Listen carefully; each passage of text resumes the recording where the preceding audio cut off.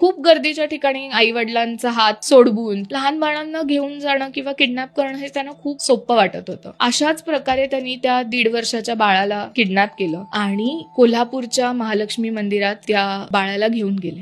तिकडे त्यांचा गोल हाच होता की त्या बाळाला पुढे करून ढाल बनवून त्याचा वापर करायचा जर कोणी पकडायला आलं तर, जसं अगोदर करत होत्या. पण त्या स्टेजला जायच्या आधीच ती पकडली जाते आणि तेव्हा तिच्याकडे ते बाळ नसतं, ते लांब रेणुकाच्या आईजवळ असतं आणि हळूहळू गर्दी रेणुकाच्या आजूबाजूला जमायला लागते आणि परत तिला पकडणार अशी परिस्थिती जेव्हा निर्माण होते तेव्हा अंजनाबाई पटकन त्या मुलाला ढकलून देते आणि ढकलून दिल्यावर ते बाळ नॅचरली कळवळून रडायला लागतं, कारण त्याची ढोपरं फुटतात, रक्त यायला लागतं. सो ते बाळ ज्या क्षणी रडायला लागतं त्या क्षणी नॅचरली गर्दी सगळी तिकडे बघायला लागते आणि त्या क्षणाचा फायदा घेऊन रेणुका तिकडनं सटकते. अंजना त्या बाळाला घेऊन तिकडनं निघून जाण्यात यशस्वी होते. त्यांचा प्लॅन असतो की आता लगेचच त्या बाळाला घेऊन एका एसटी स्टँडवर जायचं, म्हणजे परत त्याचा डिस्ट्रॅक्शन सारखा वापर करून आपल्याला अजून चोऱ्या करता येते. पण त्यांच्या इनकन्व्हिनियन्स असा होतो की ते बाळ नॅचरली त्याला वेदना होत असल्यामुळे ते रडायचं थांबत नाही आणि म्हणून ते ठरवतात की ह्या बाळाला मार्गातनं मोकळं करायचं